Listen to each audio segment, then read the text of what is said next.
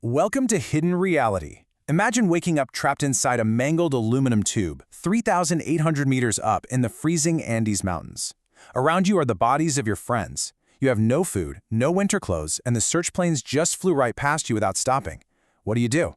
45 people fall from the sky into one of the most unforgiving environments on Earth.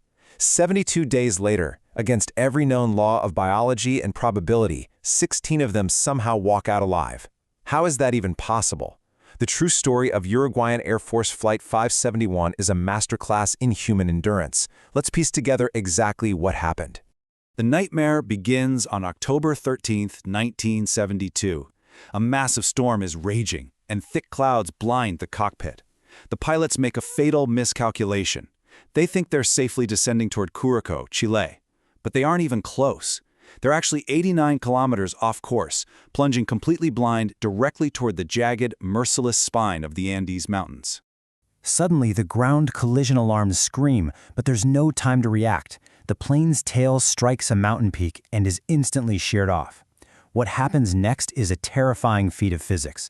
The front half of the fuselage becomes a high-speed metal toboggan. It rockets down a sheer glacier at 350 kilometers per hour, violently slamming into a snowbank at an altitude where humans simply aren't meant to survive. When the twisted metal finally stops moving, 33 of the 45 passengers are miraculously still alive. But the sheer horror of their situation quickly sets in. Led by two young medical students, the survivors face a grim reality. They're dealing with massive trauma, shattered bones, and fatal skull fractures, all while stranded in a frozen wasteland they are completely unequipped to handle. Time quickly turns into their deadliest enemy. They scream at rescue planes passing high overhead, but their white plane is practically invisible against the deep snow. By day 8, the official search is called off. The world presumes them dead. 3 days later, they manage to power up a scavenged radio, only to hear the crushing broadcast themselves. No one is looking for them anymore. But these survivors, mostly young rugby players used to warm coastal weather, refuse to just give up. Wearing nothing but jeans and light sweaters, they start engineering brilliant solutions to stay alive. They rip aluminum from the wreckage to melt snow for drinking water. They strap seat cushions to their feet as makeshift snowshoes and wrap themselves in wool seat covers just to fight the bitter chill. The cold is absolute, and it is unforgiving. As the sun sets, temperatures plummet to minus 30 degrees Celsius. 5 people freeze to death on that very first night. To survive until morning, the group is forced to build a desperate barricade out of luggage and snow, sealing off the open, shredded rear of the fuselage from the lethal wind. As days turn into weeks, an even darker threat emerges: starvation. By day 11, their pathetic food supply, a few chocolates, some snacks, and a tin of mussels, is completely gone.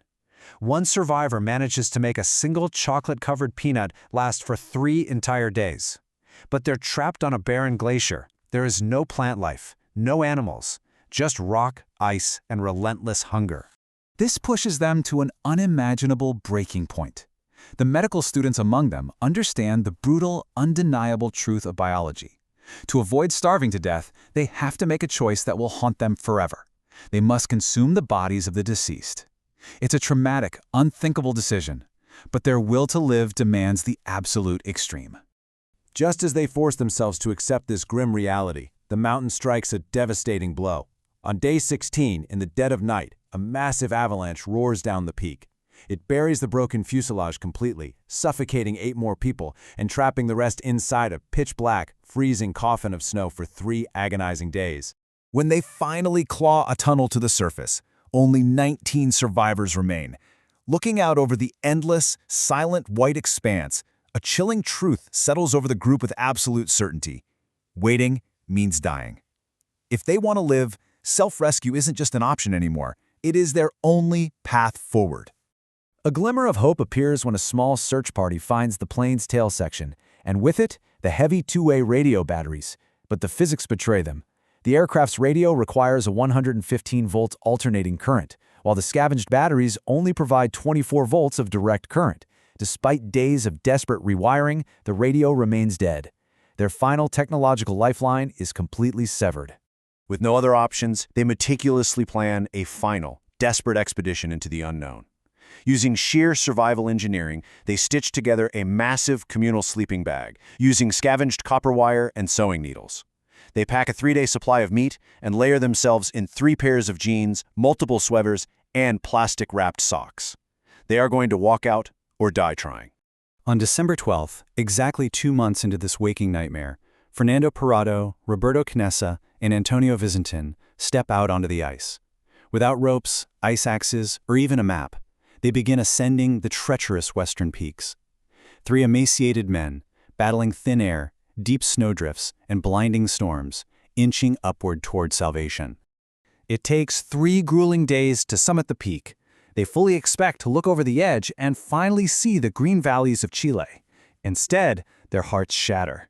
Stretching to the horizon in every direction is an endless sea of jagged, snow-capped mountains. It's a crushing blow. The distance to safety is exponentially farther than they ever feared. Facing this impossible distance, they make a tactical choice. Vicentin is sent back to the crash site to conserve rations, leaving Parrado and Canessa to forge ahead alone. Over the next 10 days, pushing their bodies past the brink of total collapse, these 2 men hike an unfathomable 61 kilometers through brutal, unmapped alpine terrain. Finally, on the verge of death, they stumble into a river valley, and across the rushing water, they spot a Chilean farmer on horseback. The river is too loud to shout over, so the next morning, the farmer throws a pen and paper tied to a rock. Parrado writes a frantic note. "I come from a plane that fell in the mountains. We need help urgently." And he throws it back. That single note changes everything. The farmer rides his horse for 10 straight hours to alert the military. Suddenly, the impossible becomes reality. On day 60, their impossible hike began. On day 69, they found the farmer. And on day 70, the unmistakable, rhythmic thumping of military helicopters echoes through the peaks, zeroing in on the stranded survivors. Against astronomical odds, more than 2 months after violently falling from the sky, 16 traumatized but completely unbreakable men are lifted off that glacier. Their return sends shockwaves around the globe.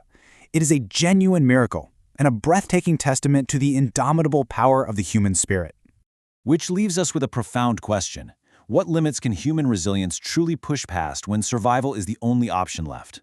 The miracle of the Andes proves that even in the absolute darkest of places, the will to live is unstoppable. Subscribe to Hidden Reality for more incredible true stories and hidden realities from around the world.